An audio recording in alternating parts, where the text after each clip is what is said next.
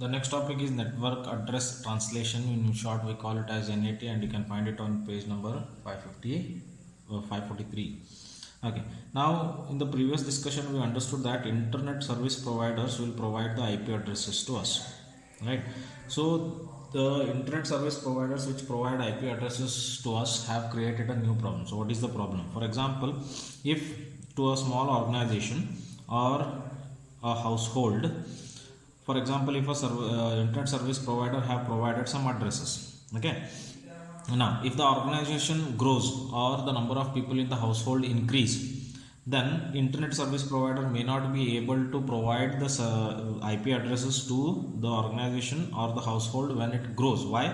Because a range of addresses before the range which has already allocated might have given to some other network, and the range of IP addresses after the range which are already given to the organization and household might also be given to some other network. So that is the problem which we face across. Now what happens in normal situation is, if an organization is there, assume there are 25 computers or personal devices are there which are there in organization. Now among these 25, all the 25 may not be connected to the internet. Assume that only 5 computers among these are connected to internet, and rest 20 computers are only communicating with each other within themselves, not to the internet. Okay, within themselves they are communicating with each other. So this particular organization needs only 5 global addresses, because only 5 computers are connecting to the internet. It means outside world globally, and 20 computers are internally speaking with each other. So we can have 2 networks here. One is global network, another one is private network.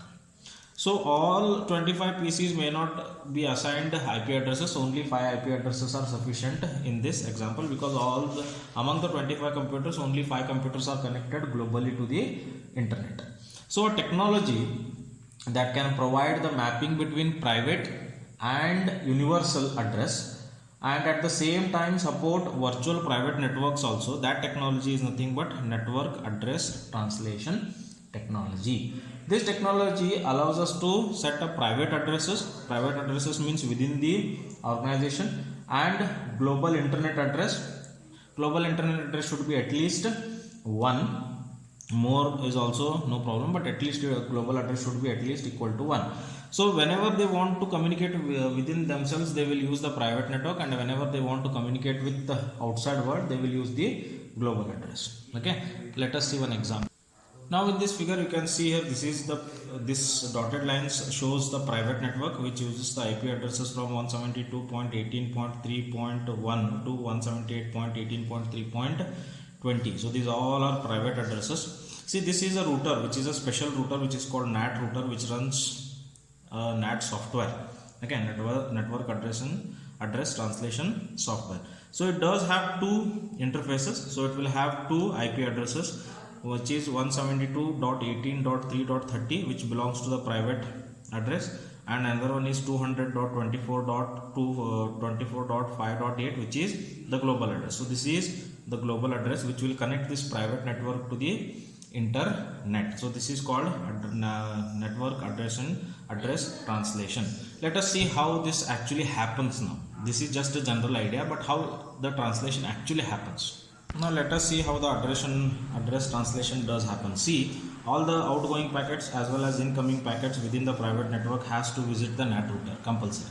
Whenever a packet reaches the NAT router will change the IP address. For example, if the first device wants to communicate with internet, it doesn't know what is the internet address. Okay, so it will add its own address 172.18.3.1, that is written here.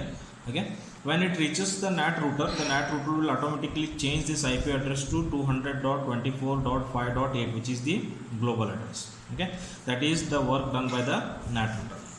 Whenever the packets come inside, means within the private network, the internet doesn't know what are the addresses of the devices which are there in the private network. Internet only recognizes the NAT router.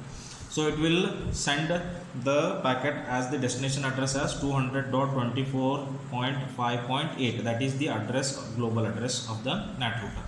When the packet arrives at the NAT router, the NAT router will automatically change the destination address to 172.18.3.1 and it will deliver the packet to the one of the devices inside the private network. Now there are two situations, one going towards the internet and another one coming from the internet. Whenever it is going towards the internet, the NAT router will easily recognize that the packet has arrived from a particular device inside the private network because that address is mentioned. But the problem arises whenever the packet comes from the internet, because whenever the packet arrives from the internet, it will not be knowing to which of the devices it has to deliver, right? So that is the problem which NAT router faces whenever packet is originated from the internet.